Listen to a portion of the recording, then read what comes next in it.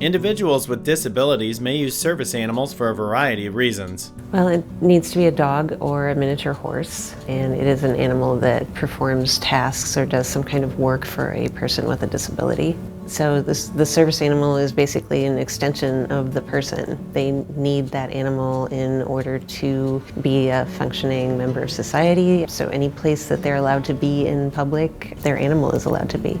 Tasks performed can include, among other things, guiding people who are blind, alerting people who are deaf, pulling a wheelchair, and calming a person with post-traumatic stress disorder during an anxiety attack.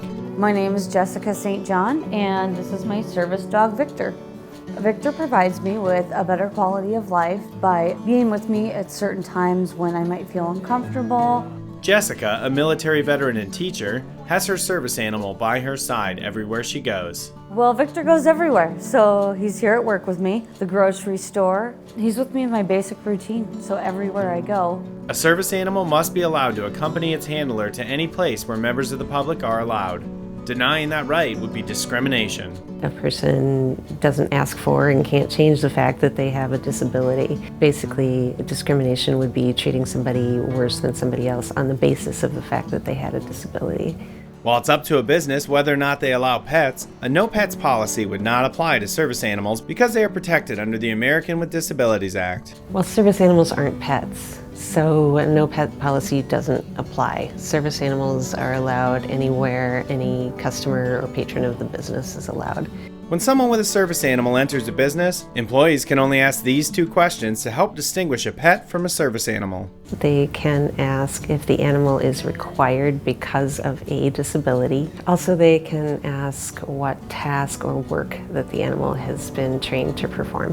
One common misconception is that the owner should have certification or documentation that the service animal has been trained. This is not required.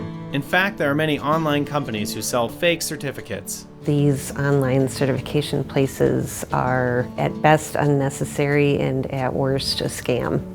And so many people get a fake ID online, and they see all these service dog animal registry websites where they pay for something that's illegitimate, but then, as soon as a business owner sees that, they think, oh yeah, that's what they have to have, so that's super misleading. The ADA requires that a service animal must be harnessed, leashed, or tethered, unless these devices interfere with the service the dog performs, or the individual's disability prevents using these devices. You'll often see service animals wearing a labeled vest, but this is not a requirement. It's also very important that you interact with service animals differently than you would a pet.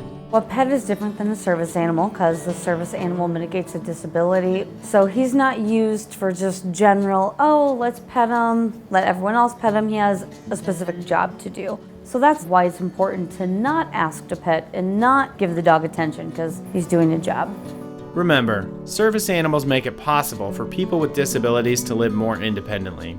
Treat them with the same respect and dignity as you would any other person.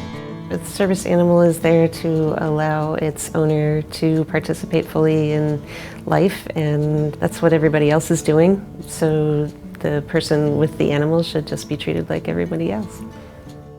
Check out these resources for more information on the rights of service animals.